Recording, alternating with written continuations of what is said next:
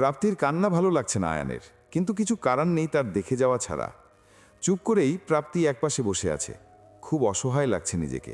ওই বাড়িতেই ভালো ছিল, কেন যে আসতে গেলাম। নীলিমা বেগম এসে, বাবা তুমি কিছু মনে করো না এদের কথায়। আয়ান উঠে দাঁড়িয়ে, না মা, আমি কিছু মনে করিনি। মা, আপনি যদি কিছু মনে না করেন আমি একটা কথা বলবো। নীলিমা বেগম, বল না, কোনো সমস্যা নেই, বলো। আমার কাছে তোমার সংকোচ করার কিছু নেই বাবা।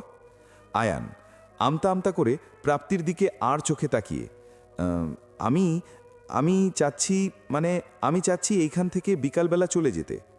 আয়ানের কথা শুনে নীলিমা বেগম কিছু না বলেই রুম থেকে বেরিয়ে ড্রয়িং রুমে গেলেন। আসিফ নীলিমা বেগমকে চুপ হয়ে এসে সোফায় বসতে দেখে, আম্মু কি হয়েছে, আয়ান কি কিছু বলছে? নীলিমা বেগম, তেমন কিছু না, ও চাচ্ছে বিকালে চলে যেতে। এটা কি ভালো দেখাবে তুই বল? ওই বাড়ির সবাই কি বলবে?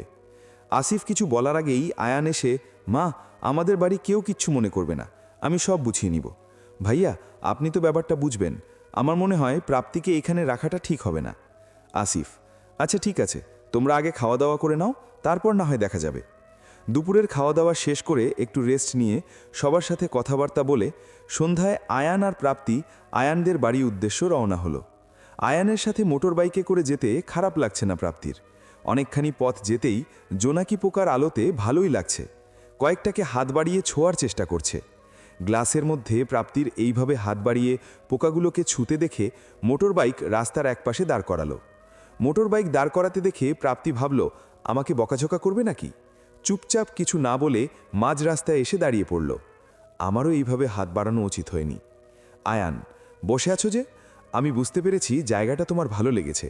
জোনাকি পোকার আলোয় চারপাশ ঝিকমিক করছে। এইখানে কিছু সময় কাটিয়ে তারপর না হয় বাড়ি যাব। আয়ানের কথা শুনে এক নিমিষেই মনটা ভালো হয়ে গেল প্রাপ্তির। ও কি করে বুঝল জোনাকি পোকা আমার ভালো লাগার মধ্যে একটা? হয়তো হাত বাড়ানো দেখেই বুঝে নিয়েছে। বাহিরে কিছুটা সময় পার করে বাসায় এলো দুজন। তাদের দেখে সবাই অবাক চোখে তাকিয়ে আছে। আকাশ, কিরে তোরা, তোদের না আজ ওই বাড়িতে থাকার কথা? আয়ান কথা ঘুরিয়ে, আর বলিস না, ওইখানে আমার একদম ভালো লাগছে না। তোদের সবার জন্য আমার খুব খারাপ লাগছে, তাই চলে এলাম। রুমকিকে কোলে নিয়ে, কি ছোট আম্মু ঠিক করে নি? রুমকি, একদম ঠিক করেছ। আমারও ভালো লাগছিল না নতুন মামনিকে না দেখে। সুমি প্রাপ্তির কাছে এসে, তুমি চলে যাওয়াতে আমারও ভালো লাগছিল না। যাও, আয়ান আর তুমি গিয়ে ফ্রেশ হয়ে আসো, আমি চা দিচ্ছি। আয়ান সিঁড়ি দিয়ে উঠতে যাবে তখনই অধরা নেমে আসতে আসতে ন্যাকামি করে, আয়ান তুমি এসেছো? তুমি চলে যাওয়ার পর আমার খুব খারাপ লাগছিল। প্রাপ্তি যাদের দিকে একবার তাকিয়ে তাদের পাশ দিয়ে ওপরে উঠে চলে গেল। অধরা হাত ধরে, আয়ান তুমি এখন কোথায় যাচ্ছ? চলো আমার রুমে, আমি আর তুমি বসে আড্ডা দেব, তোমার সাথে আমার অনেক কথা আছে। আয়ান, অধরা হাতটা ছাড়ো, আমি রুমে যাব, ফ্রেশ হতে হবে।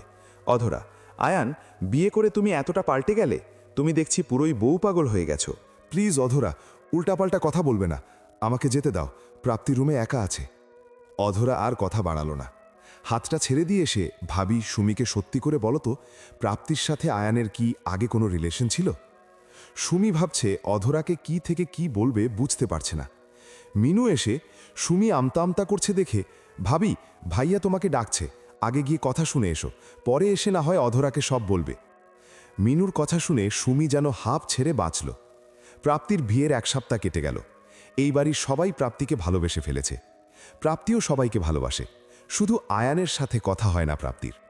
আয়ান সব সময় নিজেই বকদক করে যায়, আর প্রাপ্তি শুধু শুনেই যায়। সকালে নাস্তা করে অফিসে যাওয়ার জন্য রেডি হয়ে নিচে নেমে আসলো আয়ান আর আকাশ। সুমি রান্নাঘর থেকে দৌড়ে এসে, আকাশ অফিস থেকে আজ বিকালে চলে এসো, মা ফোন করেছে একবার গিয়ে দেখা করে আসতে। আকাশ, আচ্ছা রেডি হয়ে নিও, আমি এসে তোমাকে নিয়ে যাব। কথাটা বলতে বলতে বাসা থেকে বের হবে এমন সময় দেখে আবিদ চৌধুরী দরজায় দাঁড়িয়ে। আকাশ অবাক হয়ে, আব্বু তুমি? আমি। বাসার ভেতরে ঢুকতে ঢুকতে কেমন সারপ্রাইজ দিলাম বলো। রফিক, গাড়ি থেকে ব্যাগগুলো নিয়ে আসো। আয়ান এসে, আব্বু সত্যি অনেক বড় সারপ্রাইজ, তুমি না 1 মাসের জন্য গেছো? আবিদ চৌধুরী, বাড়ির ছোট লক্ষ্মীকে দেখার জন্য কাজ তাড়াতাড়ি শেষ করলাম। আকাশ, আব্বু তুমি একবার বলে আসতে, আমি না হয় এয়ারপোর্ট গিয়ে তোমাকে নিয়ে আসতাম। আবিদ চৌধুরী, এত চিন্তা করতে হবে না, আমার কোনো প্রবলেম হয়নি। সুমি গিয়ে আয়েশা বেগমকে ডেকে আনলেন। আয়েশা বেগম, সবাইকে সারপ্রাইজ দিলে নাকি? আবিদ চৌধুরী, ঠিক বলছো, কই সবাইকে ডাকো, সুমি, ছোট বউ, ঝিনুক, মিনু এরা কোথায়? রুমকি দৌড়ে এসে নানা ভাইয়া এসেছে, নানা ভাইয়া এসেছে বলে কোলে উঠল। আবিদ চৌধুরী, আমার রুমকিমণি দেখছি আমাকে ভুলেই গেছে। আমি যাওয়ার পর আমাকে একবারও ফোন দেয়নি। কথাগুলো বলতে বলতে সিঁড়ির দিকে নজর পড়তেই দেখে সুমি প্রাপ্তিকে নিয়ে নামছে। সবাই চুপ হয়ে আছে। আয়ান মুখে হাত দিয়ে দাঁড়িয়ে আছে। আয়েশা বেগম চুপচাপ গিয়ে সোফায় বসে পড়ল। প্রাপ্তি কাছে এসে আবিদ চৌধুরীকে পা ছুঁয়ে সালাম করে উঠে দাঁড়াতেই, সুমি, কেও? সুমি, বাবা, ও ও আয়ানের বউ। আয়ানের বউ কথাটা শুনেই আবিদ চৌধুরী আয়নের দিকে তাকালো। আয়ন মুখে হাত দিয়ে দাঁড়িয়ে আছে। আয়েশা বেগমের দিকে তাকালো, সেও নিচের দিকে তাকিয়ে আছে। আকাশের দিকে তাকাতেই সে অন্যদিকে ফিরে গেল। এক এক করে সবার দিকে তাকাতে থাকলো। এক একজন এক এক রকম দেখাচ্ছে। সবার মুখে ভয়ের চিহ্ন। সবার কাছে এমন মনে হচ্ছে যে কোনো এক বাঘের সামনে সবাই দাঁড়িয়ে আছে। আবিদ চৌধুরী, সবাই এইভাবে আছো কেন? সুমি, এই মেয়েটাকে তো সেদিন দেখলাম না। যার সাথে বিয়ে ঠিক করে এসেছি সে কই? সুমি কিছু বলার আগেই আয়ান মুখ থেকে হাত সরিয়ে, আব্বু আসলে। আবিদ চৌধুরী হাত দিয়ে ইশারা করে আয়ানকে চুপ থাকতে বলল। সুমি, তুমি কথা বলছো না কেন? আমি কি প্রশ্ন করছি তার আনসার দাও। সুমি, বাবা আসলে সেই দিন আমরা যেই মেয়েকে দেখেছিলাম, আয়ান সেই মেয়ের কথা বলেনি, বলেছে এই প্রাপ্তির কথা। ওই মেয়েটার একটা রিলেশন ছিল, যার সাথে প্রাপ্তির বিয়ে ঠিক হয়েছিল। বিয়ের দিন প্রাপ্তি জানতে পেরে ওর বোনকে ওই ছেলের হাতে তুলে দেয়, আর আয়ান নিজের পছন্দ করা মেয়েকে বিয়ে করে। আবিদ চৌধুরী, এত কিছু হয়ে গেল আর আমাকে কিছুই জানালে না? আয়েশা বেগমের দিকে তাকিয়ে, তুমিও তো আমাকে একবারের জন্য কথাগুলো বলনি। যাই হোক, তবে বউ আমার পছন্দ হয়েছে। কথাটা শুনেই সবার মুখে যেন হাসির ঝলক ফুটে উঠল। সুমি, বাবা তাহলে আপনি বসুন, আমি এক্ষুনি মিষ্টি নিয়ে আসছি। আজকেই খুশির দিনে মিষ্টি না হলে হয়? সুমি গিয়ে মিষ্টি নিয়ে আসলো। প্রাপ্তির হাতে মিষ্টির প্লেট দিয়ে, প্রাপ্তি তুমি বাবাকে মিষ্টি খাইয়ে দাও। প্রাপ্তি মিষ্টির প্লেট হাতে নিতেই অধরা সিঁড়ি দিয়ে নামতে নামতে, ভাবি তোমাদের নাটকের কাহিনী আরও কিছু বাকি রয়ে গেল, সেইগুলো বলো জেঠুকে। ঝিনুক বিড়বিড় করে, এসে গেছে, আর দেরি করল না। কাকা কাকি চলে গেছে, এইটাকে যে কেন রেখে গেল। সুমি ঝিনুককে চোখ দিয়ে ইশারায় করে বলল, এইবার কি হবে? ঝিনুকও সুমিকে চোখ দিয়ে ইশারা করল, চিন্তা করো না, আয়ান আছে তো। আবিদ চৌধুরী অধরার কাছে আসতেই জড়িয়ে ধরে, কেমন আছো মা? অধরা, খুব ভালো জেঠু, তোমাকে অনেক মিস করেছি আমি। আমিও।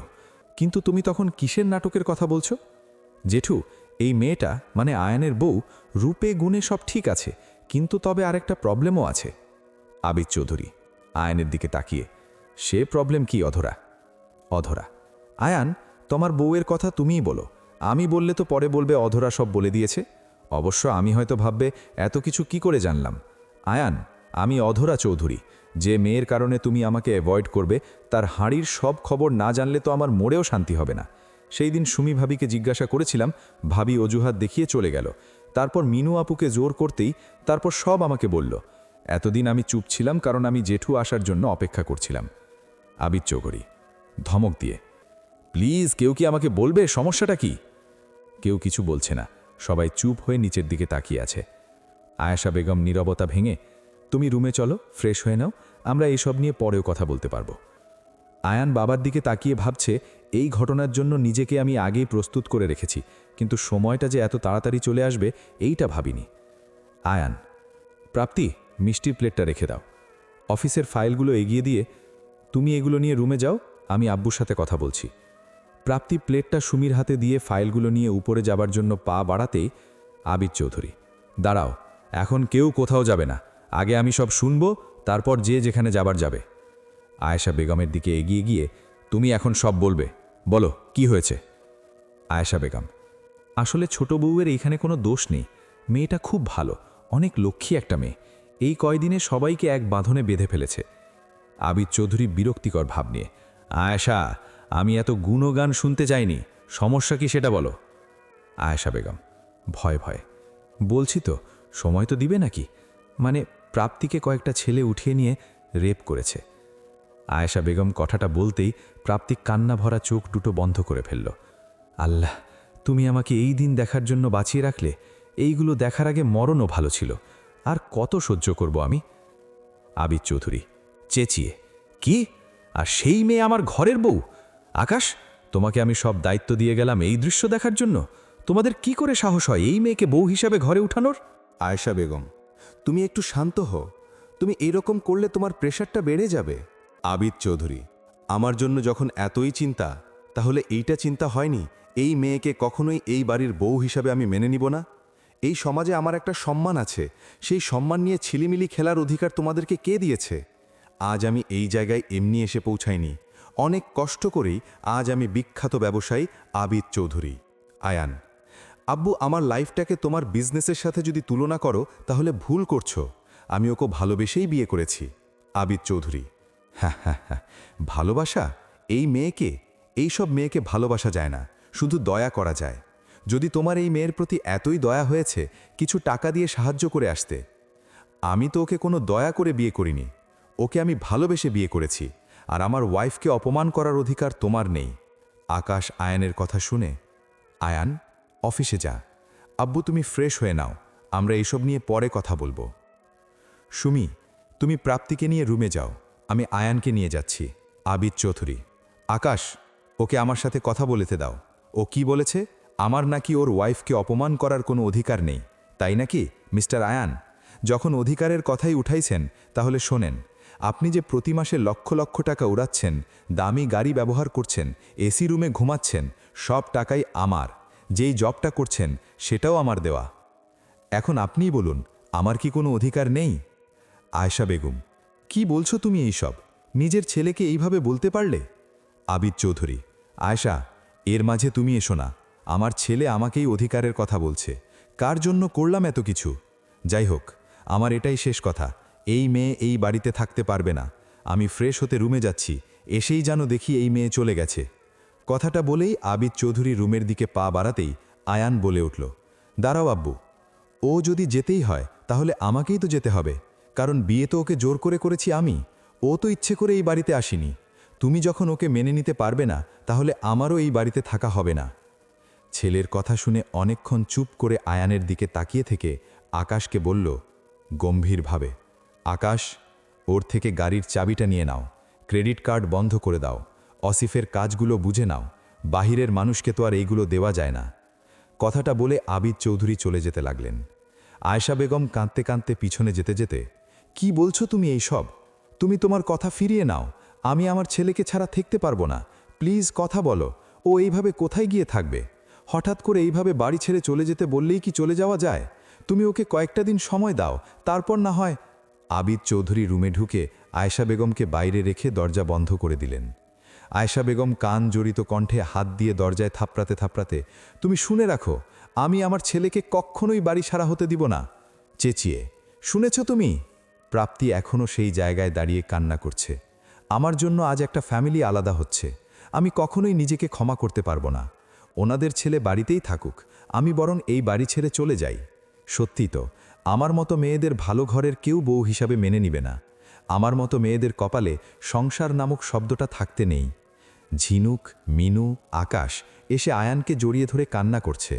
আয়ান পাথরের মতো দাঁড়িয়ে আছে, চোখে বিষণ্ণতার কোনো চাপ নেই। সবাইকে সরিয়ে দিয়ে, প্রাপ্তি, উপরে যাও, সব কিছু গুছিয়ে নাও। অবশ্য এই বাড়িতে আমার তেমন কিছুই নেই, তবে তোমার যা কিছু আছে আমার রোজগারের টাকারই কেনা। ওইখানে আবিদ চৌধুরীর কোনো ভাগ বসাতে পারবে না। আচ্ছা চলো, আমি তোমায় হেল্প করছি গুছিয়ে নেওয়ার জন্য। প্রাপ্তি চোখ মুছে আয়ানের দিকে তাকিয়ে, আপনি যাওয়ার দরকার নেই, আমি ভাইয়াকে ফোন দিচ্ছি, ও এসে আমাকে নিয়ে যাবে। আয়ান রাগী ভাব নিয়ে ধমক দিয়ে, শাট আপ। এতদিন যেহেতু আমার সাথে তুমি কোনো কথা বলনি, আজ বলবা না। আমি যা বলছি তাড়াতাড়ি গিয়ে সেই কাজটা করো। সুমি অধরার কাছে এগিয়ে গিয়ে, শান্তি হয়েছে তোমার? এটাই তো চেয়েছিলে, তাই না? তোমার মতো মেয়েরা কখনো কারো ভালো দেখতে পারে না। কি ক্ষতি করেছিলাম আমরা তোমার? বলো, এখন আনসার দিচ্ছ না কেন? অধরা কিছু না বলে মুখটাকে বাঁকা করে উপরে উঠে গেল। প্রাপ্তি আর আয়ান রুমে গিয়ে নিজেদের জামাকাপড়গুলো গুছিয়ে নিচ্ছে। আয়েশা বেগম এসে আয়ানকে জড়িয়ে ধরে, আয়ান, তুই আমাদের ছেড়ে যাস না। আমি আমার ছেলেকে ছাড়া থাকবো কি করে? তোর আব্বুর রাগটা কমে যাক, দেখবি তোকে আবার বুকে টেনে নিবে। এক নিঃশ্বাসে কথাগুলো বলতে লাগলেন আয়েশা বেগম। আয়ান আয়েশা বেগমকে ছাড়িয়ে গাল দুটো হাত দিয়ে ধরে কাঁদো কাঁদো গলায়, আম্মু, তোমাদের ছেলে থাকতে আমারও অনেক কষ্ট হবে, কিন্তু আমি জানি আব্বু কখনোই আমাকে আর এই বাড়িতে থাকতে বলবেন না। আর কখনোই বলবে না, আয়ান অফিসে যাবি না? বলবে না লেট আমার একদম পছন্দ না।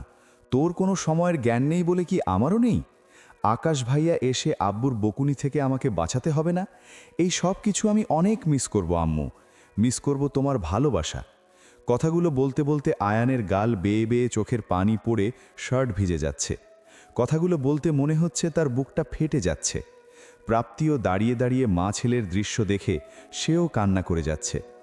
আয়েশা বেগম ফুপিয়ে ফুপিয়ে কাঁদতে কাঁদতে, তুই এখন হঠাৎ এইভাবে মেয়েটাকে নিয়ে গিয়ে কোথায় থাকবি? তোর কাছে তো এখন কোনো টাকাও নেই। এইভাবে রাগ করে গিয়ে থাকা যায় না আয়ান। আয়ান আয়েশা বেগমের কাছ থেকে সরে গিয়ে চোখ মুছে ব্যাগটা আটকাতে আটকাতে স্বাভাবিক গলায় বলল, চিন্তা করো না মা, আমার কাছে কিছু টাকা আছে, সেটা দিয়ে কয়েকদিন কেটে যাবে, তারপর একটা চাকরির ব্যবস্থা ঠিক করে ফেলব। আয়েশা বেগম বুঝে গেছে ছেলেকে বুঝিয়ে কোনো লাভ হবে না। আয়ানের রুম থেকে বেরিয়ে নিচে নেমে, আকাশ আকাশ আকাশ কাছে গিয়ে, আম্মু তুমি পড়বে তো? তুমি এই রকম করো না, এই রকম করলে তো অসুস্থ হয়ে যাবে। আয়েশা বেগম আকাশের হাত ধরে, তুই আমার কথা চিন্তা করিস না, তুই পারবি আয়ানকে আটকাতে, ওকে এইভাবে কোথাও যেতে দিস না। আকাশ, আম্মু তুমি শান্ত হও, আমি দেখছি বলে উপরে যাবার জন্য সিঁড়িতে পা দিতেই দেখে আয়ান আর প্রাপ্তি নেমে আসছে। আয়ান নেমে এসে আয়ানকে জড়িয়ে ধরে, ভাইয়া আম্মুর দিকে খেয়াল রাখিস। আকাশ অসহায়ভাবে, আয়ান আর একটাবার ভেবে দেখ, আব্বু রাগের মাথায় কি বলতে কি বলেছে, তার জন্য তুই বাড়ি ছেড়ে দিয়ে চলে যাবি?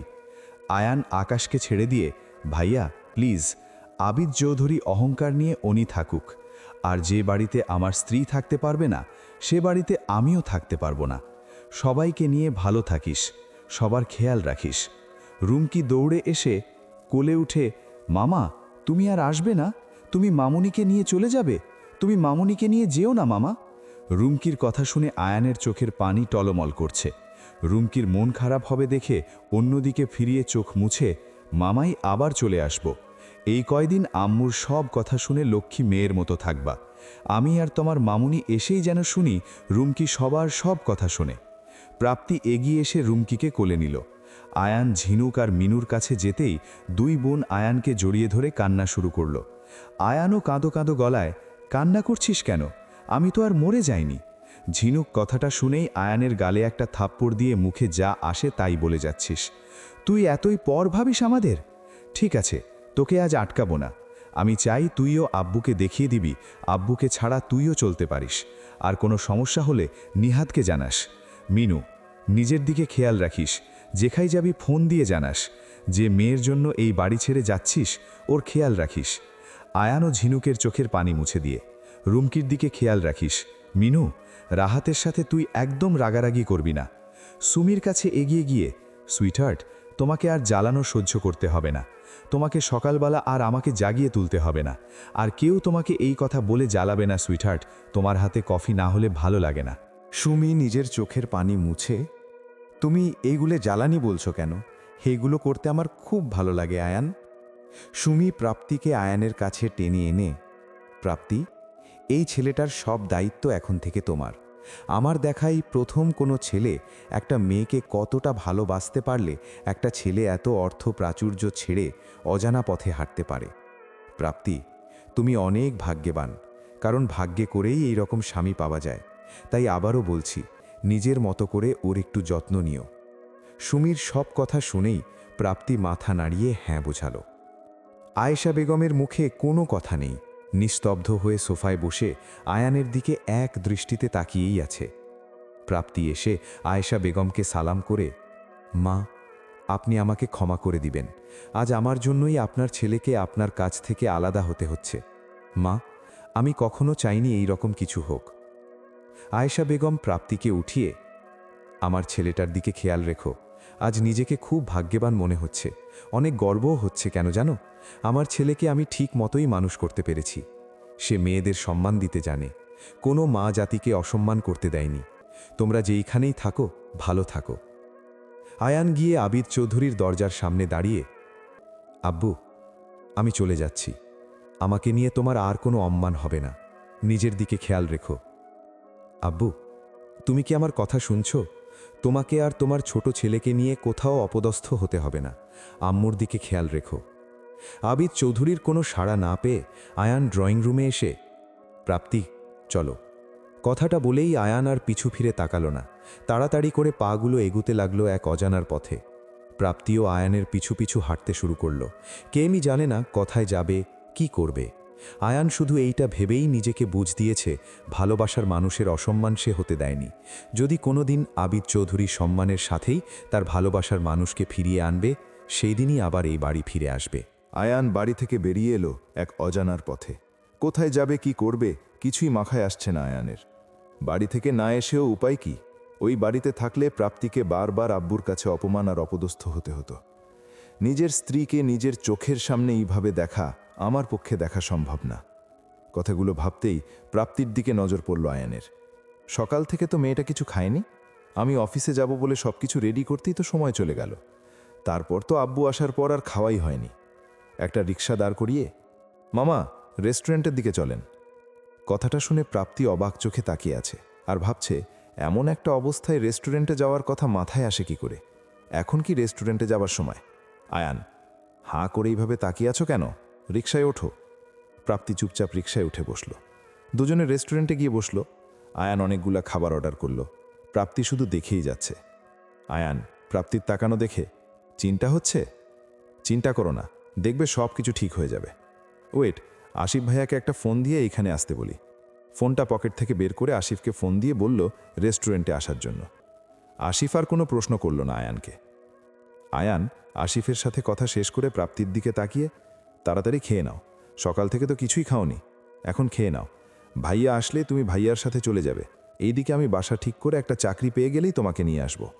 প্রাপ্তির হাজারটা প্রশ্ন নিয়ে আয়ানের দিকে তাকিয়ে আছে। আমাকে ওই বাড়িতে দিয়ে উনি কোথায় থাকবে? চাকরি বা বাবে কোথায় এখন? এই কয়েকটা দিন ওনাকে দেখেই কেমন জানি মায়া কাজ করে। আয়ান প্রাপ্তির চোখের দিকে তাকিয়ে মুচকি হেসে, শুধু তাকিয়েই থাকতে পারো, মুখে তো আর কিছু বলতে পারো না। মনে যে প্রশ্নগুলো দানা বেঁধেছে সেই প্রশ্নগুলোর আনসার পরে দেব, আগে খেয়ে নাও। অনেকক্ষণ পরে আসিফ চলে আসলো। আসিফকে দেখে আয়ান উঠে দাঁড়িয়ে সালাম দিয়ে, ভাইয়া বসুন। আসিফ, তুমিও বসো। আসিফ বসতে বসতে, তোমরা কোথাও যাচ্ছ নাকি? প্রাপ্তি, তুই কি করে বুঝলি আমরা কোথাও যাচ্ছি? আসিফ, ব্যাগ দেখে। তো হঠাৎ আমাকে ডাকা? আয়ান, আসলে ভাইয়া আমরা বাড়ি ছেড়ে চলে এসেছি। আমার আব্বু হঠাৎ করে আজ সকালেই দেশে চলে আসে। তারপর কি আর বলবো আপনাকে? আসিফ, আর কিছু বলতে হবে না, আমি বুঝেছি। এখন কি আমার বোনকে আমি নিয়ে যাব, তাই তো? আয়ান, আমি তোমাকে বিয়ের দিনে বলেছিলাম এই বিয়েটা করো না। প্রাপ্তি আসিফকে আটকাতে চেষ্টা করছে, সেই দিকে আসিফের কোনো খেয়ালই নেই। কিন্তু তুমি আমার কথা শুনো নাই। আমার বোন আমাদের কাছে এতটা ফেলনা নয় যে তাকে রাস্তায় ছুঁড়ে ফেলে দেব। আয়ান, ভাইয়া আপনি আমার কথাটা একবার শুনুন। কি শুনবো? তুমি আমার কাছে এখন ক্ষমা চাইবে, তাই তো? কোনো প্রয়োজন নেই, আমি আমার বোনকে নিয়ে যাচ্ছি। কথাটা বলেই প্রাপ্তির হাত ধরে টেনে উঠাতে যাবে, তখনই প্রাপ্তি আসিফের হাত ঝেড়ে ফেলে দিয়ে, তুই একটু চুপ করবি? অনেকক্ষণ থেকে একটা মানুষের নামে যা নয় তাই বলে যাচ্ছিস। আসিফ, কি শোনাবি দেখি শোনা। আবার বসে পড়ে। প্রাপ্তি, উনিও সব কিছু ছেড়ে আমার সাথে চলে এসেছে। প্রাপ্তি সব কিছুই আসিফকে বলল। আসিফ সব শুনে লজ্জা পেয়ে আয়ানের হাত দুটো চেপে ধরে, সরি আয়ান, আসলে আমি বুঝতে পারিনি। আয়ান, কোনো সমস্যা না, আপনাকে শুধু এই জন্যই ডেকেছি, প্রাপ্তিকে কয়েকদিনের জন্য আপনাদের বাড়িতে নিয়ে যান, আমি কিছু একটা ব্যবস্থা করেই নিয়ে আসব।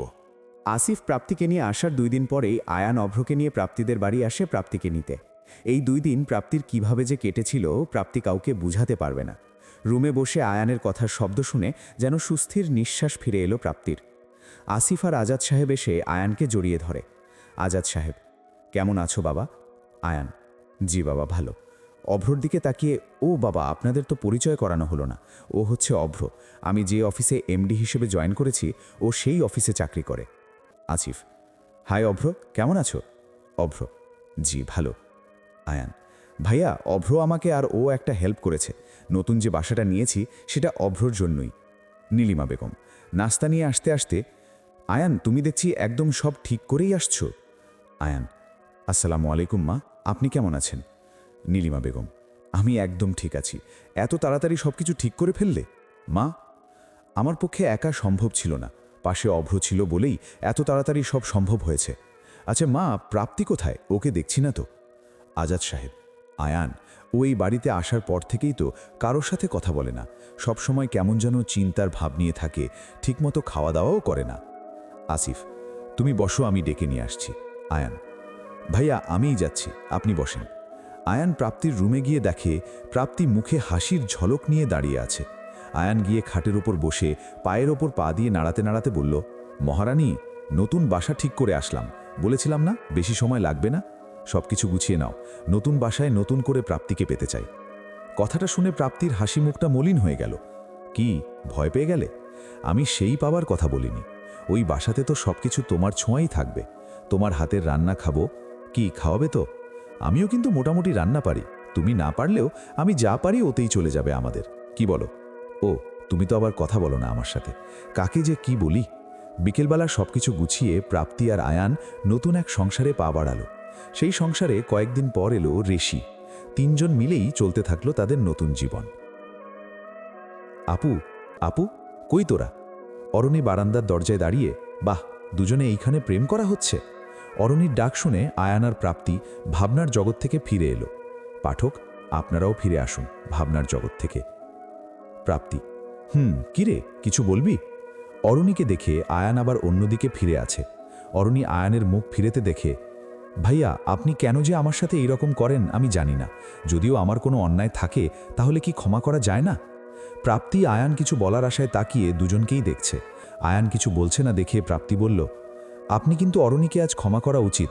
আপনি তো ভাবতেন সেই দিনের ঘটনার জন্যই আমি আপনার সাথে কথা বলি না, আজ তো আমি আপনার সাথে কথা বলছি, তাহলে আপনারও উচিত ওর সাথে কথা বলার। প্রাপ্তির কথা শুনে আয়ান অরণের দিকে ফিরে তাকিয়ে, বলতে পারি যদি তুমি কাল প্রাপ্তির সাথে শপিংয়ে যাও?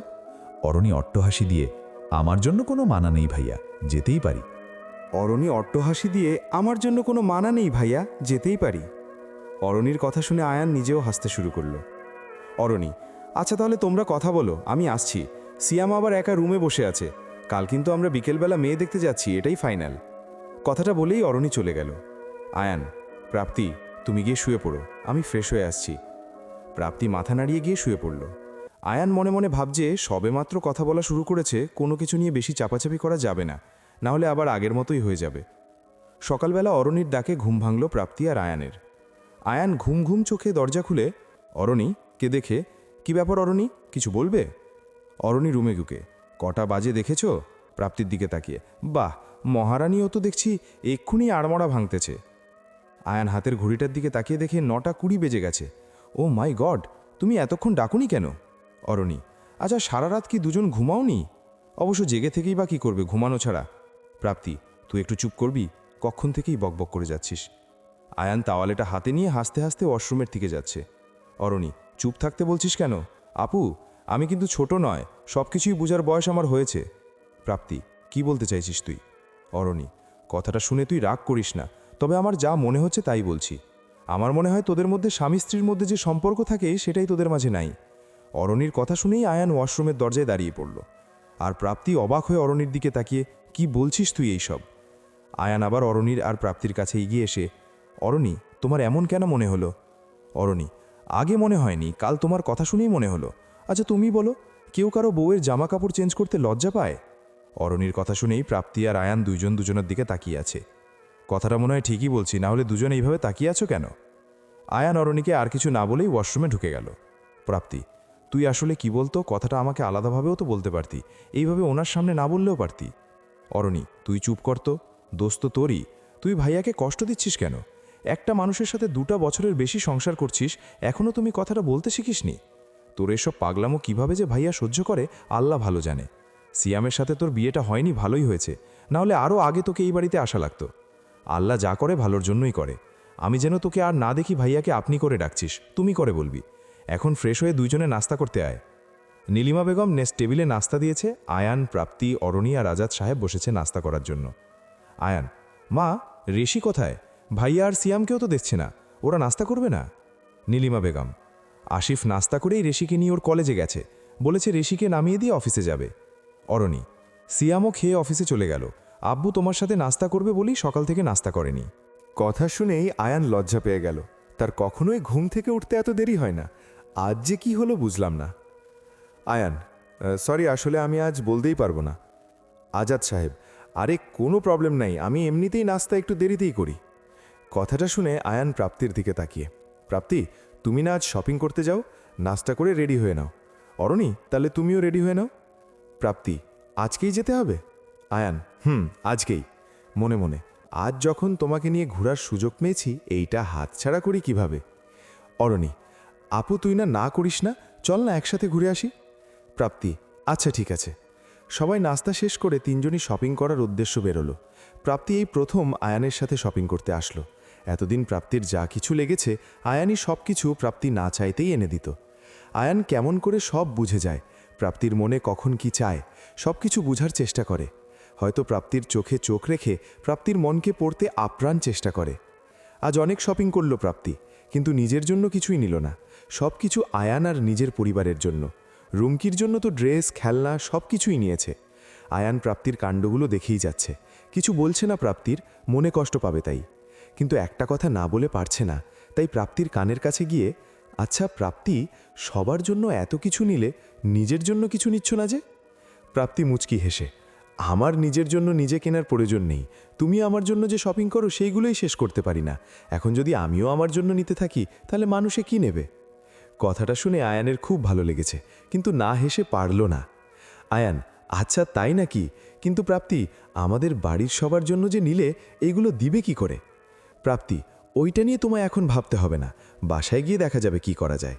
এইদিকে আয়ানও প্রাপ্তিকে না জানিয়ে নিজের পছন্দের দুটো শাড়ি নিয়ে নিল। শপিং শেষ করে তিনজনে একটা রেস্টুরেন্টের উদ্দেশ্য রওনা হলো। আয়ান প্রাপ্তি আর অরণিকে রেস্টুরেন্টের সামনে নামিয়ে দিয়ে, তোমরা গিয়ে বসো, আমি গাড়িটা রেখে আসছি। প্রাপ্তি আর অরণি কথা বলতে বলতে দুইজনে গিয়ে বসল। অরণি বসতেই ফোনটা বেজে উঠল। ফোনটা পার্স থেকে বের করতে করতে, সিয়াম মনে হয় ফোন করেছে, তুই এইখানে বস, আমি কথা বলেই আসছি। পাশের টেবিলের একটা লোক বারবার প্রাপ্তিকে দেখছে।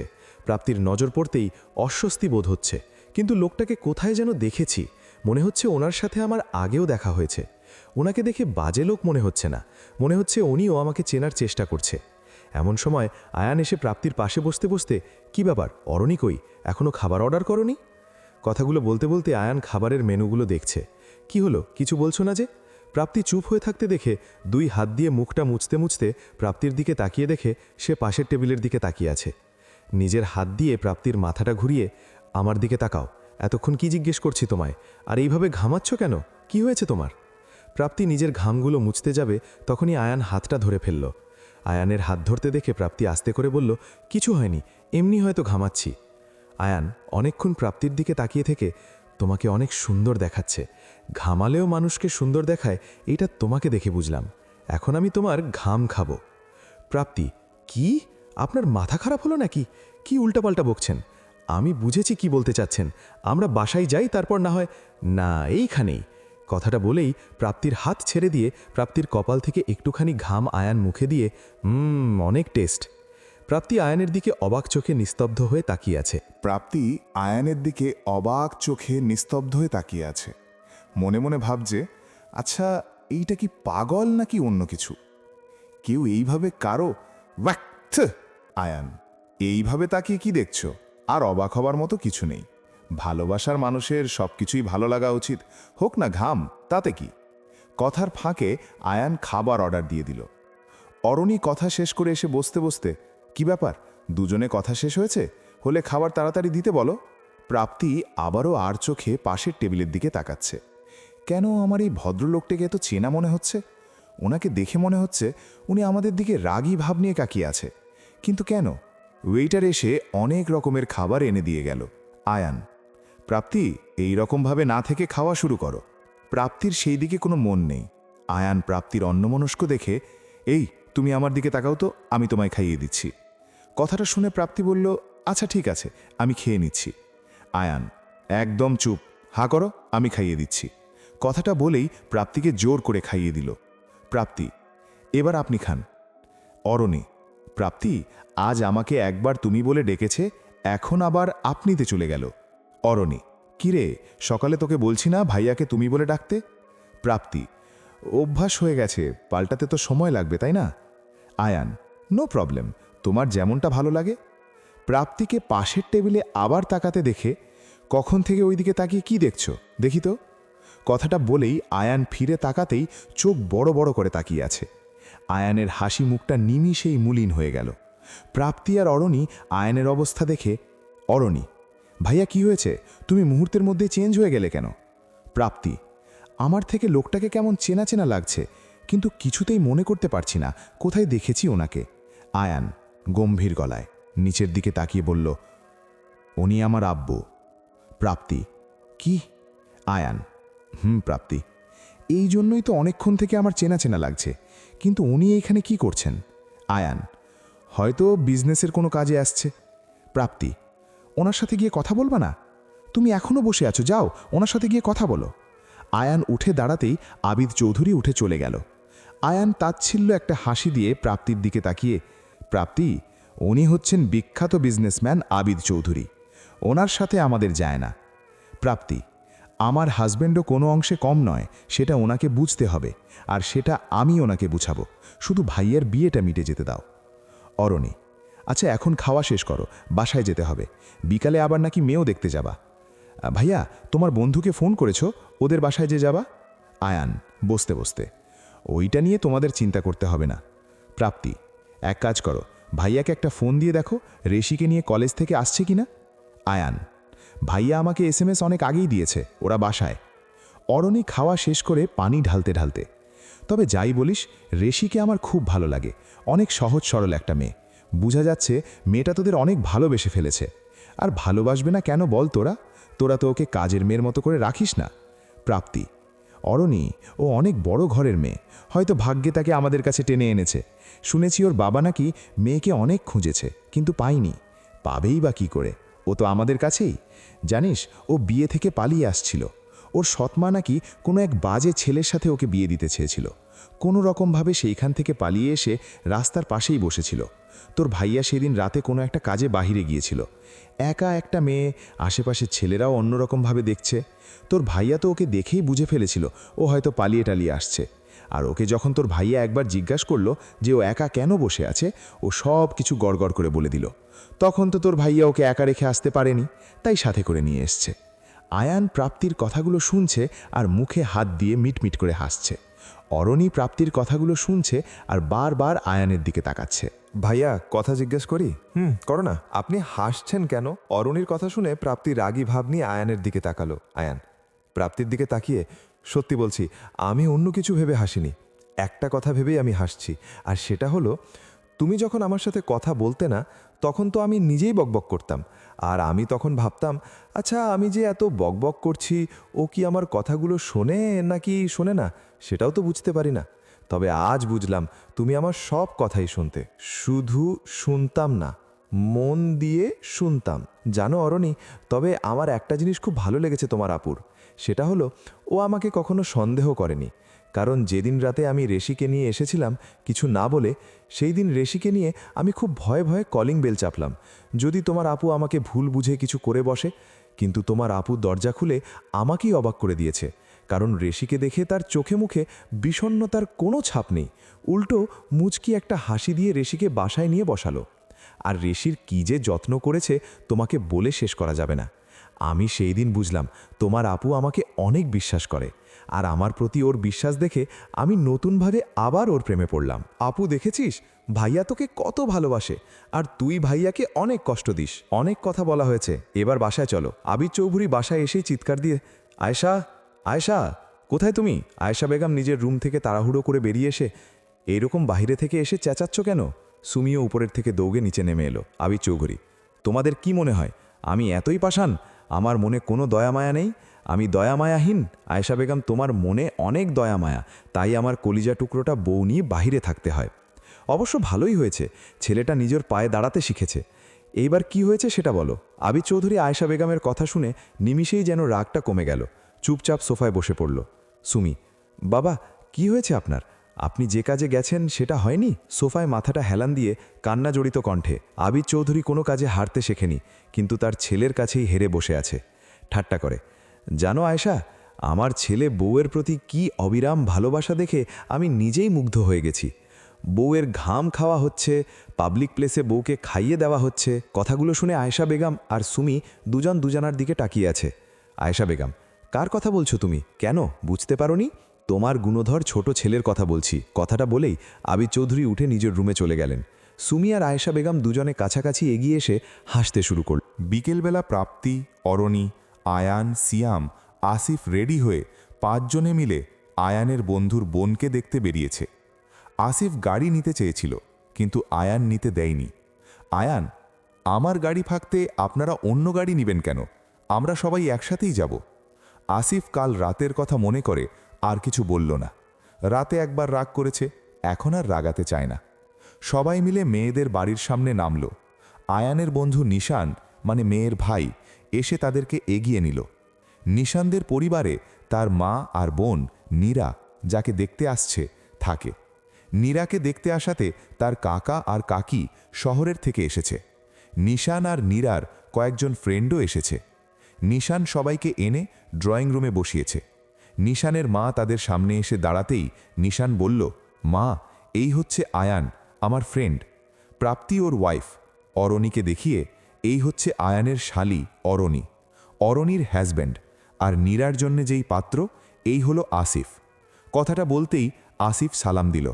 নিশানের মা সালামটা নিয়ে প্রাপ্তিকে জড়িয়ে ধরে, তোমার কথা অনেক শুনেছি নিশানের কাছ থেকে। নিশান তো দেখছি কম বলে ফেলেছে তোমার ব্যাপারে। তুমি তো দেখতে এর চেয়ে বেশি সুন্দর। আয়ান বসে ফোন টিপতেছে আর বউয়ের প্রশংসা শুনে মুচকি মুচকি হাসছে।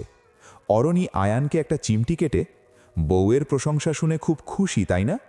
আয়ান, কি করব বলো, আমার বউটা এত বেশি সুন্দর যে কেউ প্রশংসা না করেই পারে না। একটু পর নীরাকে তার কাজিন বিথি নিয়ে এসে সবাইকে সালাম দিয়ে ড্রয়িং রুমে আসলো। প্রাপ্তি আর অরণি এগিয়ে গিয়ে নীরাকে নিয়ে এসে নিজেদের পাশে বসালো। সিয়াম সবার দিকে তাকিয়ে বলল, আমি আগে আমাদের ভবিষ্যৎ ভাবিকে একটা প্রশ্ন করি। আয়ান, করতেই পারো। সিয়াম নীরার দিকে মুখ ফিরিয়ে, আমরা কিন্তু সবাই আপনাকে অনেক জ্বালাতন করব, আপনার কি এইগুলো সহ্য হবে? কথাটা শুনে নীরা হেসে দিল। আসিফ ভাইয়া, হাসি দেখে মনে হচ্ছে সহ্য হবে। প্রাপ্তি, কিসে পড়ো? Nira, honours first year. Ayan, Nishan, এক কাজ কর, ভাইয়া আর নীরা আলাদাভাবে কথা বলুক, সেই ব্যবস্থাই কর। নিশান, নীরা যাও, আসিফ ভাইকে নিয়ে যা। আয়ান ঠিকই বলেছে, তোমাদের আলাদাভাবে কথা বলা প্রয়োজন। নীরা আর আসিফ ছাদে চলে গেল কথা বলার জন্যে। অরণিকে চুপ থাকতে দেখে প্রাপ্তি, কিরে, পছন্দ হয়নি? এইভাবে আছিস কেন? অরণি, না, হয়েছে, কিন্তু ভাইয়াকে কেমন চুপচাপ লাগলো না? আয়ান, এখন দেখবা ঠিকই কথা বলবে, হয়তো আমাদের সামনে লজ্জা বোধ করছে। প্রাপ্তি, ঠিকই বলেছ। চুপচাপ হয়ে দুজনেই দাঁড়িয়ে আছে। নীরা তো নিচের দিকে তাকিয়ে ভাবছে, কেমন লোক, একটা কথাও বলছে না। ইচ্ছে করছে কয়েকটা তেলাপোকা ছেড়ে দিতে। কেন যে কয়েকটা তেলাপোকা ধরে রাখলাম না? নীরাই আগে কাশি দিয়ে গলাটা ঝেড়ে নিয়ে, হ্যাঁ, আপনি কি রোবটের ছোট ভাই? আসিফ, মানে? নীরা, আপনি কি কানেও কম শোনেন? আসিফ, কি বলছেন এইসব? নীরা, ঠিকই বলছি, একটা মেয়ে মানুষ আপনার সামনে একা দাঁড়িয়ে আছে, আপনি কোনো কথাই বলছেন না? নাকি আমাকে আপনার পছন্দ হয়নি? আসিফ, আরে না, কি বলেন, আপনাকে পছন্দ না করার উপায় আছে, অবশ্যই পছন্দ হয়েছে। নীরা একটু রাগী ভাব নিয়ে, উপায় নেই মানে? আমার কি নাক একটা বেশি নাকি, তাই আমাকে তোর পছন্দ হয়েছে?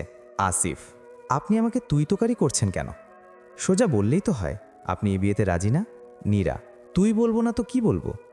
আমি তো তোর 60 বছরের বড়, তাই তুই আমাকে আপনি করে বলছিস? যতক্ষণ না আমাকে তুমি করে ডাকবি, ততক্ষণ আমি তুই ডাকবো। আসিফ ঘাবড়ে গিয়ে, ওকে ওকে, আমি তুমি করেই ডাকছি। আচ্ছা, তুমি কি সবসময় এইভাবেই কথা বলো?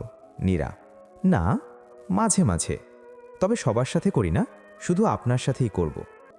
কথাটা বলেই নীরা ফিক করে হেসে দিল। আসিফ, তার মানে এই বিয়েতে তুমি রাজি?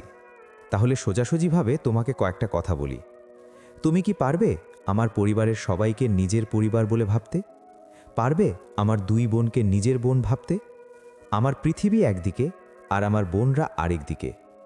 যদি তুমি এই সব সহ্য করতে পারো, তাহলে বিয়েতে আমার কোনো অমত নেই।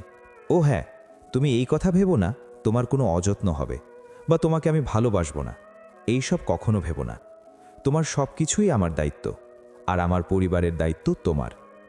এইবার তুমি ভাবো, আমাকে কি তুমি বিয়ে করবে নাকি করবে না? যদি তোমার সময় লাগে তাও দিলাম। কথাগুলো বলেই আসিফ হাঁটতে শুরু করলো নিচে আসবে বলে। নীরা, আসিফ একটু হাঁটতেই বলল, দাঁড়ান। আসিফ দাঁড়িয়ে পিছনে ফিরে তাকালো। নীরা, আপনি আমাকে সময় দিয়েছিলেন না? কোনো সময়ের দরকার নেই, আমি এক্ষুনি আনসারটা দিয়ে দিচ্ছি। আসিফ নীরার দিকে এগিয়ে গিয়ে, জানি তুমি কি বলবে, তুমি এই বিয়েতে রাজি না, তাই তো? ওকে, আমি নিচে গিয়ে বলে দিচ্ছি, সমস্যা নেই, তোমার কোনো দোষ দেব না। আমি নিচে গিয়ে সব কিছু ম্যানেজ করে নিব। নীরা, রাখেন তো আপনার বকবক, আমি আপনাকেই বিয়ে করছি, বুঝছেন?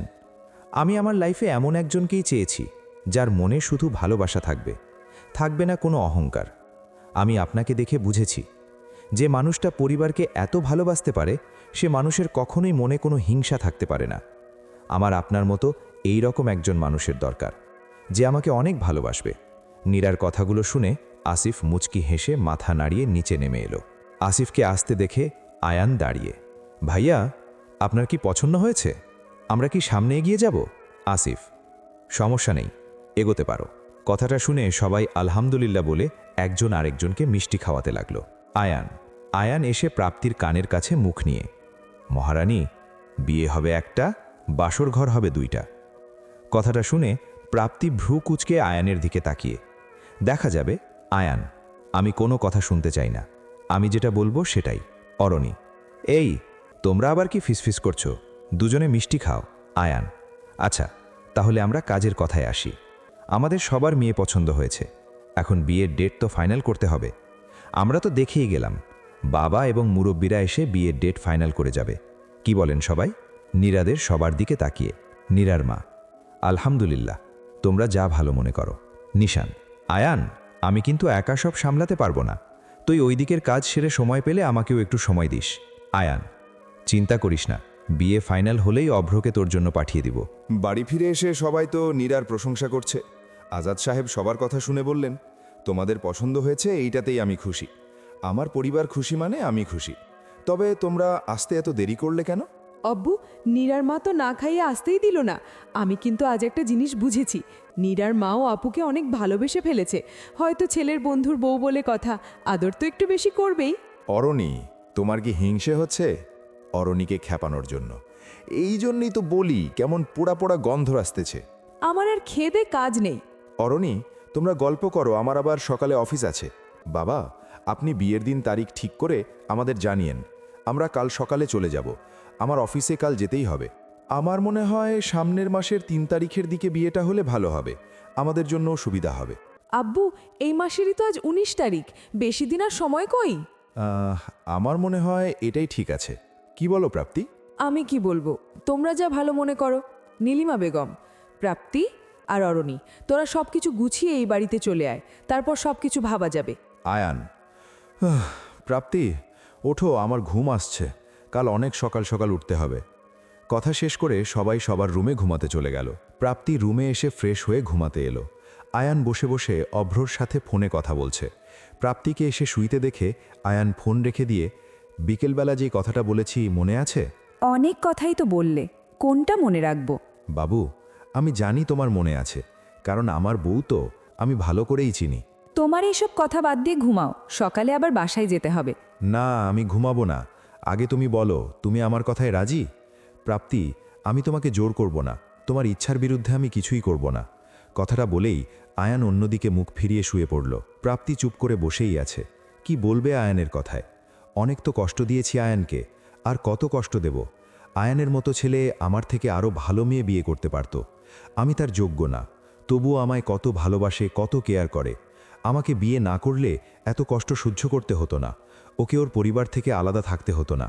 কথাগুলো ভাবতেই প্রাপ্তির চোখে পানি টলমল করছে। আস্তে করে পিছন দিক থেকে আয়ানকে জড়িয়ে ধরে আয়ানের পিঠে মুখ গুজে শুয়ে পড়ল। আয়ান প্রাপ্তির ছোঁয়ার অনুভূতি পেয়ে প্রাপ্তিকে ছাড়িয়ে প্রাপ্তির দিকে ফিরে ওকে জড়িয়ে ধরে, কি ব্যাপার মহারানী, নিজের ইচ্ছায় জড়িয়ে ধরেছে, আমি তো বিশ্বাস করতে পারছি না। তবে এই জড়িয়ে ধরার মাঝে একটা মায়া লুকিয়ে আছে। 2টা বছর এতটা কাছে থেকেও এই মায়াটা ভীষণ মিস করেছি। প্রতিটা রাতে যখন তোমার ঘুমের পরে যখন তোমার দিকে তাকাতাম, ইচ্ছে করতো তোমাকে একবার ছুঁয়ে দেখি, কিন্তু সাহস হতো না। আমিও মাঝে মাঝে তোমায় দেখতাম, আমারও ইচ্ছে করতো তোমার বুকে মাথা রেখে ঘুমাতে, কিন্তু কেন জানি পুরনো সেই দিনগুলোর কথা মনে হলেই আমার কাছে সব অসহ্য লাগতো। তখন মনে হতো আমি মরে যাওয়াটাই ভালো ছিল। প্রাপ্তি কথাটা বলতেই আয়ান প্রাপ্তির ঠোঁটের উপর আঙুল দিয়ে, আর কখনো এই কথা বলবে না, আজকের জন্য ক্ষমা করে দিলাম।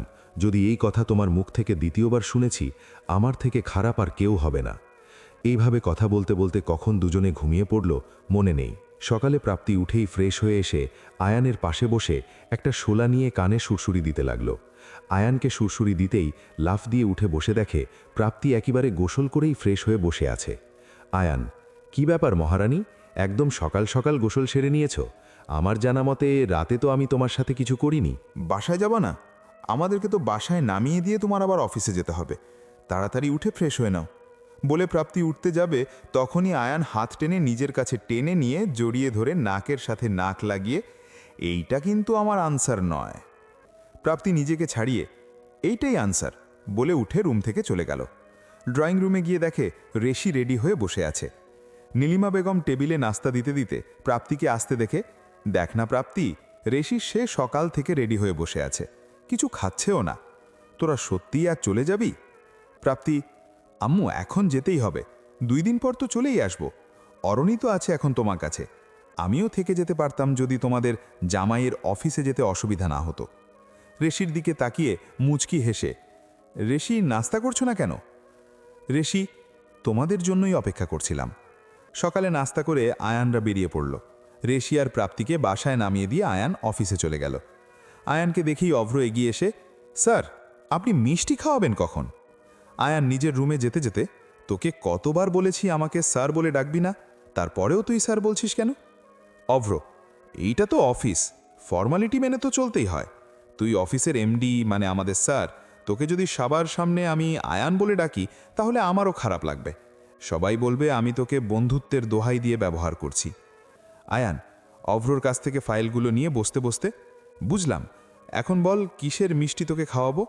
অভ্র, ভাবিকে কাছে পেয়ে সব ভুলে গেলি। মিষ্টি 2টা কারণে খাওয়াবি।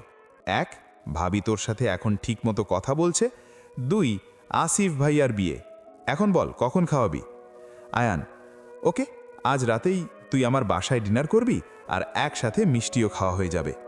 অভ্র, ওহ, তোকে তো একটা কথা বলা হয়নি। 12টার সময় আমাদের নতুন ক্লায়েন্ট আসবে আর বস বলছে মিটিংটা তুই সামলে নিতে। বস এটাও বলছে তুই ছাড়া ভালো প্রেজেন্টেশন কেউ দিতে পারে না।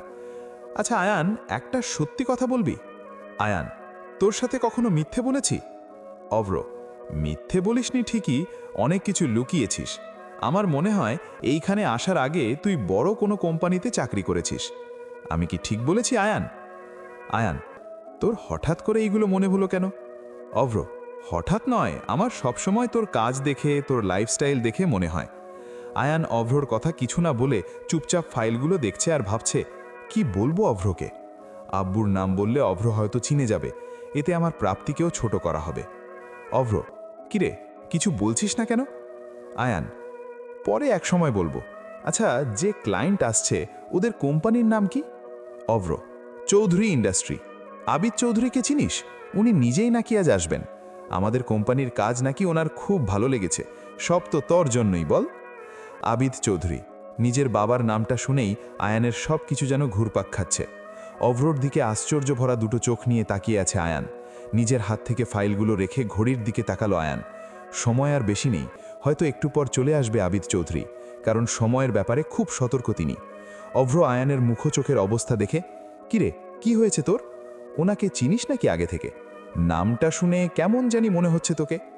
আয়ান, অভ্র, মিটিংটা তুই সামলে নিতে পারবি না? প্রাপ্তিকে দেখতে খুব ইচ্ছে করছে।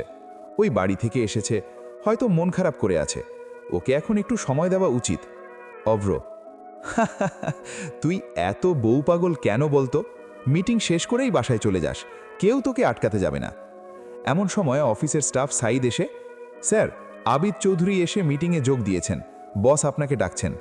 সাইদের কথা শুনে অভ্রর দিকে তাকালো আয়ান। অভ্র, তাহলে স্যার আপনি যান, আমি ফাইলগুলো গুছিয়ে আসছি। আয়ান, চলো। আব্বুর কোম্পানি হয়তো এই কোম্পানি থেকে ছোট হতে পারে, কিন্তু আমার আব্বু তো আমার কাছে ছোট নয়।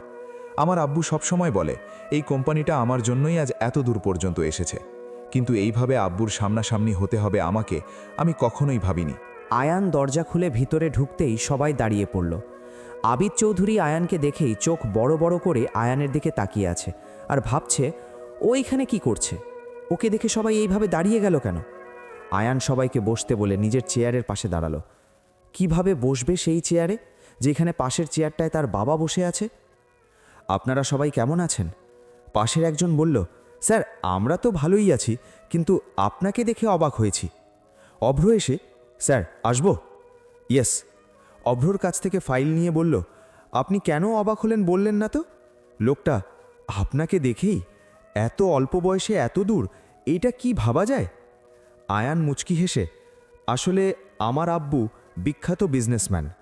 আমি যদি ওনার ছেলে হয়ে পিছিয়ে থাকি তাহলে তো আমার আব্বুকে অসম্মান করা হলো। এইবার আমরা কাজের কথায় আসি। কথাটা শুনে অভ্র অবাক হয়ে আয়ানকে দেখছে। সে এতদিন যা অনুমান করেছে তা দেখছি সত্যিই হলো।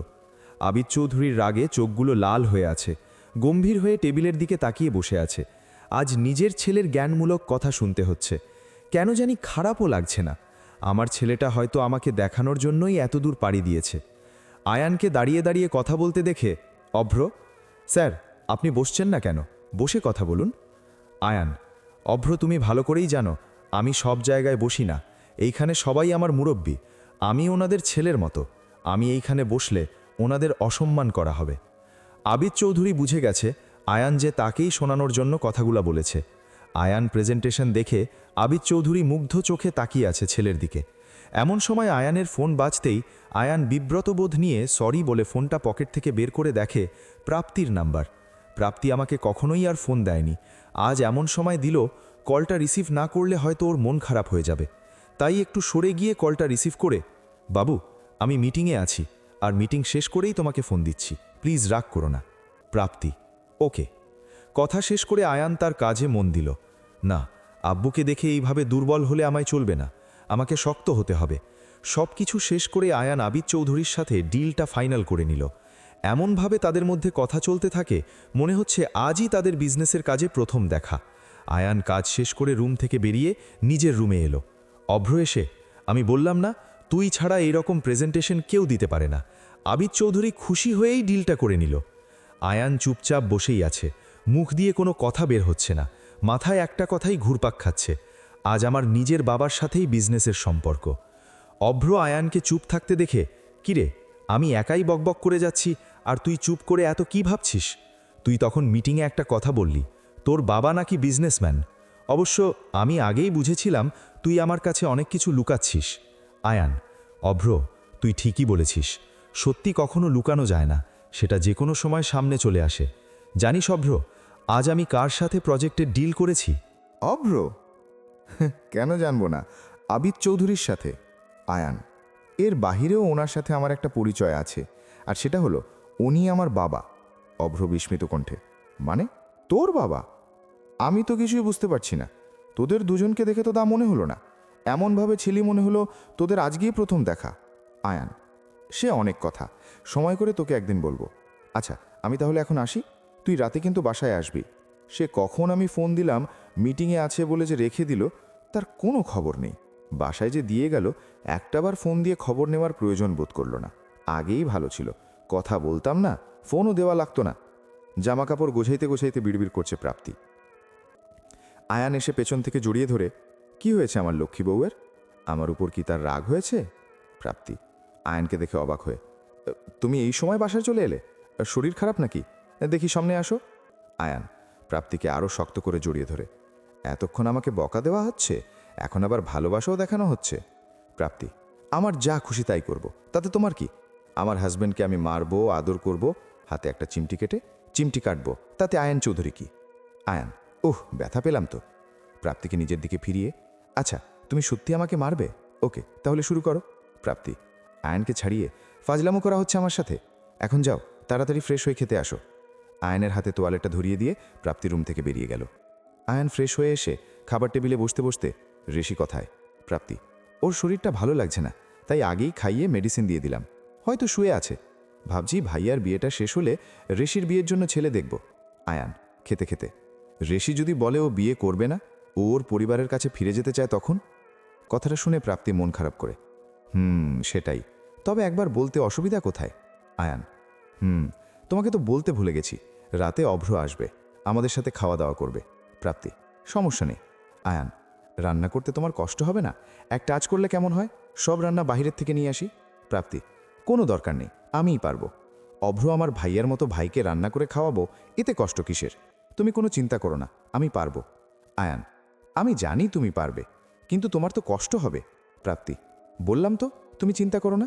আচ্ছা, তোমাকে একটা কথা বললে রাগ করবা? আয়ান, রাগ করবো কেন? কি বলবে বলো?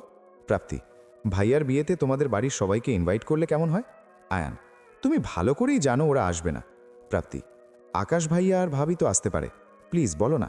আয়ান, কি বলি বলো তো, তুমি আমার কাছে কোনোদিন কিছু চাওনি, এখন এমন একটা কথা বললে, তবে চেষ্টা করে দেখতে পারি। আবিদ চৌধুরী নিজের রুম অন্ধকার করে ইজি চেয়ারটায় বসে দুলছে। কেমন জানি নিজেকে আজ একা লাগছে, চারপাশটা কেমন জানি খাঁ খাঁ করছে। আয়ান যখন এই বাড়িতে ছিল, যখনই বাসায় থাকতো, হইচই করে বাড়িটা মাতিয়ে রাখত। অফিসে থাকলেও নিজের কাজগুলো মন দিয়ে করত, কখনো কোনো কিছু বলে দিতে হয়নি।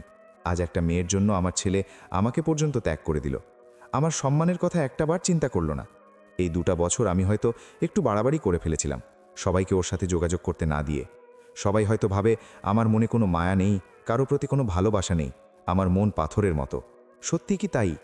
কথাগুলো ভাবতেই গলাটা কেমন জানি ভারী হয়ে আসছে।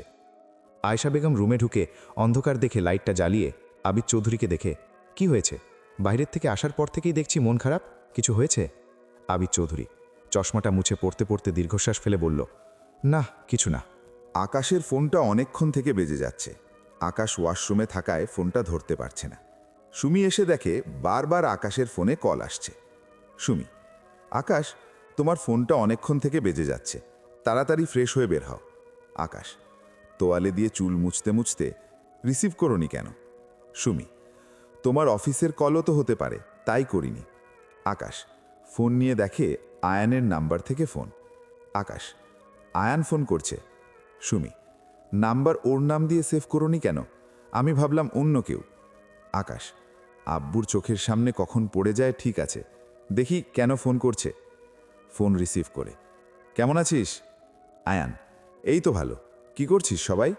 আমার সুইট হার্ট কোথায়? আকাশ, সবাই ভালো, তোর ভাবিও আছে ভালো, আমার সামনেই আছে। আয়ান, কাল আব্বু কিছু বলেছে? আকাশ, না তো, কেন, কি হয়েছে? তবে কাল অনেক গম্ভীর ছিল, কারোর সাথে কথা বলেনি, রাতে খাওয়া খায়নি। আয়ান, কাল আমার সাথে দেখা হয়েছে আব্বুর, তাও এমনভাবে দেখা হবে যা আমি কখনোই কল্পনা করিনি। যাই হোক, তোকে একটা কারণে ফোন দিয়েছি ভাইয়া। আকাশ, কি কারণ বল? আয়ান, প্রাপ্তি একটা আবদার করেছে, ও কখনোই আমার কাছে কিছু চায়নি, এখন এমন একটা জিনিস চেয়ে বসলো যা তুই ছাড়া মিটানো সম্ভব না। আকাশ, তুই শুধু একবার বল প্রাপ্তি কি চায়, সাথে সাথেই দেখবি প্রাপ্তির সামনে পৌঁছে গেছে। আয়ান, আসলে আসিফ ভাইয়ার বিয়ে সামনের মাসের 3 তারিখ। এখন প্রাপ্তির ইচ্ছা তুই আর ভাবি এই বিয়েতে আসবি। আমি জানি বাড়িতে বললে আব্বু তোকে আসতে দেবে না, তাই তোকে আলাদাভাবে বললাম। প্রাপ্তির এই আবদারটা তোকে পূরণ করতেই হবে ভাইয়া, তুই ছাড়া যে এইটা কেউ পারবে না। আকাশ, কি বলবো তোকে বুঝতে পারছি না। আচ্ছা, আমি তোকে পরে জানাবো। ঠিক আছে, তুই আমাকে জানাস, তাহলে এখন রাখি। ফোনটা রেখে আয়ান সুস্থির নিঃশ্বাস ফেলে। ভাইয়া যখন বলেছে তাহলে ঠিকই চেষ্টা করবে। বিয়ের দিন ঘনিয়ে এসেছে, তাই প্রাপ্তি আর আয়ান এই দিকটার সব কিছু সামলিয়ে প্রাপ্তিদের বাড়ি গেল। বিয়ের কেনাকাটা নিয়ে সবাই অনেক ব্যস্ত। আসিফ আর নীরার মাঝে মাঝে মাঝে ফোনে কথা চলতে থাকে। নীরা চঞ্চল প্রকৃতির মেয়ে, আর আসিফ সব সময় গম্ভীর থাকতেই পছন্দ করে। নিজের বোনদের নিয়েই তার ভাবনার জগৎ, সেই জগতে কোনো মেয়েই জায়গা করে নিতে পারেনি। এখন নীরাই হবে সেই জায়গার মালিক। সকালবেলা কলিং বেলের শব্দ শুনে রফিক গিয়ে দরজা খুলল।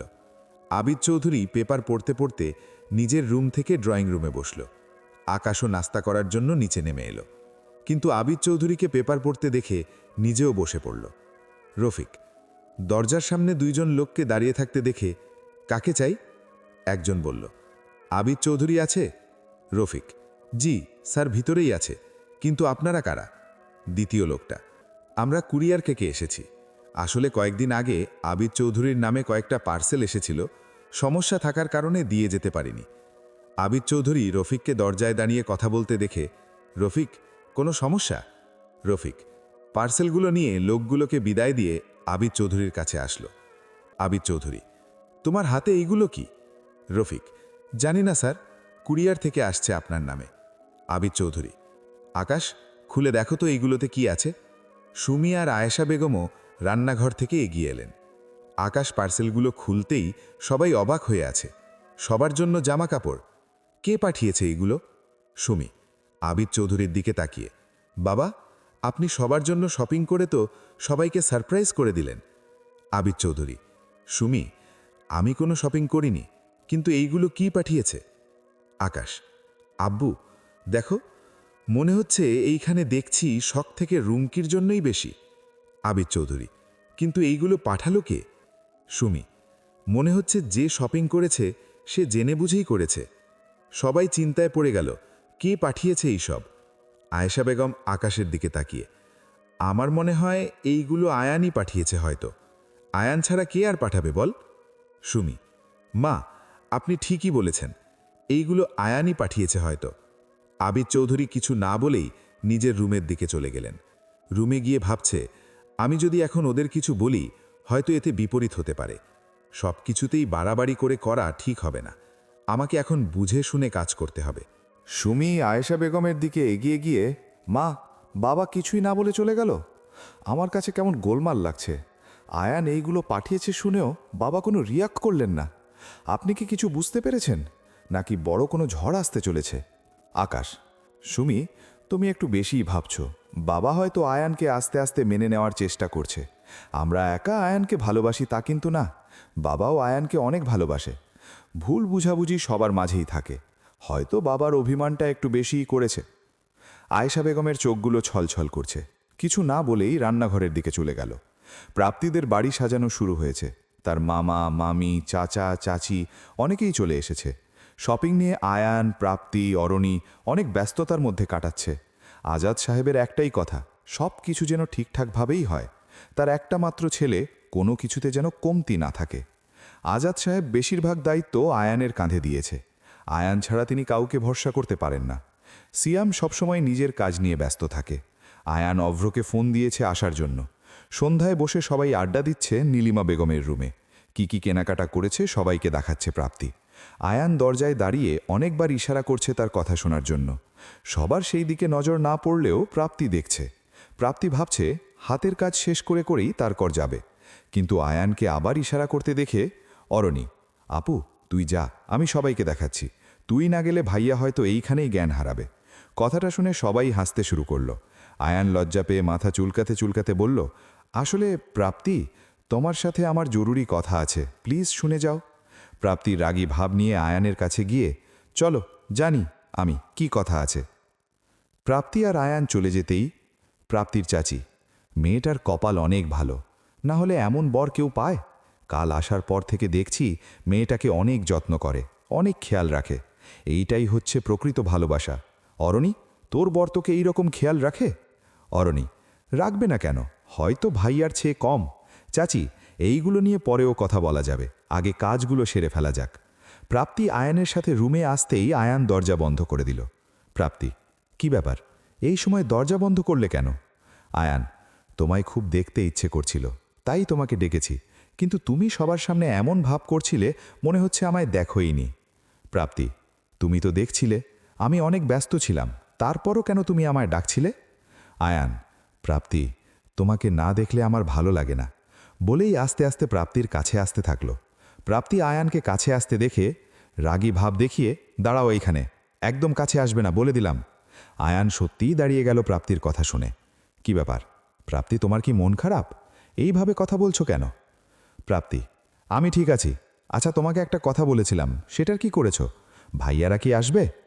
আয়ান, প্রাপ্তি, তুমি কিন্তু কথা কাটানোর চেষ্টা করছো। প্রাপ্তি এইবার নিজেই আয়ানের কাছে এসে, তুমি রাগ করেছ? দেখছিলাম কি করো বউয়ের মুখে এইরকম কথা শুনে। আয়ান, তোমার উপর আমার কখনোই রাগ হয় না, এইটা তুমি ভালো করেই জানো। আচ্ছা প্রাপ্তি, তোমাকে কি আমি কখনোই নিজের করে পাবো না? প্রাপ্তি, পাবে না কেন? পাবে, যেই দিন তোমার বাবা আমাকে মেনে নেবে, যেই দিন সব কিছু ভুলে আমরা আবার এক হব, সেই দিনই তুমি আমাকে তোমার করে পাবে। আয়ান, যদি আব্বু কখনোই মেনে না নেয়? প্রাপ্তি, তোমার চিন্তা করতে হবে না, শুধু বিয়েটা মিটে যেতে দাও। তোমার আব্বুর অহংকার কি করে ভাঙতে হবে সেটা আমার ভালো করেই জানা আছে। আমার জন্য যখন তুমি পরিবার থেকে আলাদা হয়েছ তখন আমিই জোড়া লাগাবো। আমি আর তোমাদের মা ছেলেকে কষ্ট পেতে দেব না। আয়ান প্রাপ্তিকে জড়িয়ে ধরে কপালে একটা চুমু দিয়ে, তোমার মতো বউ যার আছে তার আর কিছুর প্রয়োজন নেই, সারাটা জীবন সুখের অভাব হবে না। প্রাপ্তি আয়ানের নাক টেনে দিয়ে, আমাকে পাম দেওয়া হচ্ছে? এই যে মিস্টার আয়ান চৌধুরী, আমি কিন্তু বেলুন না, আপনার কথায় আমি ফুলে যাব। বলেই হাসতে শুরু করলো দুজনেই। রেশি এসে দরজার ওপাশ থেকে বলে গেল, ভাইয়া, অভ্র ভাইয়া আসছে, তোমাকে ডাকছে। প্রাপ্তি আর আয়ান ড্রয়িং রুমে এসে অভ্রকে দেখে। আয়ান, কিরে, তোর আসতে এত দেরি হলো কেন? কাল গায়ে হলুদ আর তুই আজ আসছিস? অভ্র, কি করব বল, অফিস শেষ করেই বাসায় গিয়ে জামাকাপড় গুছিয়েই তো রওনা দিলাম, তাই আস্তে আস্তে রাত হয়ে গেল। নিশানও সকাল থেকে ফোন দিচ্ছে ওদের বাড়ি যাওয়ার জন্য। আমি বলেছি আসিফ ভাইয়া সহ আমাকে ছাড়বে না, যদি ওদের ম্যানেজ করতে পারি তাহলে পরে দেখা যাবে। আসিফ নিজের রুম থেকে বেরিয়ে এসে, সেই কথা ভুলে যাও, এই বাড়ি ছেলে তোমার কোথাও যাওয়া হচ্ছে না। অভ্র আসিফের কথা শুনে মুচকি হাসি দিয়ে মনে মনে ভাবছে, এই বাড়ি থেকে আমার এমনিতেই যেতে ইচ্ছে করবে না, কারণ এই বাড়িতে আমার এমন একটা জিনিস আছে যেটা না দেখে আমি থাকতে পারি না। কিন্তু যার কথা ভাবছি সে কোথায় গেল? আসার পর এক পলক দেখা দিয়ে যে কোথায় গেল বুঝতেই তো পারছি না। কথাটা আয়ানকে বারবার বলতে গিয়েও আমি বলতে পারলাম না, কারণ আয়ানের সাথে আমি আমার বন্ধুত্ব কখনোই নষ্ট করতে চাই না।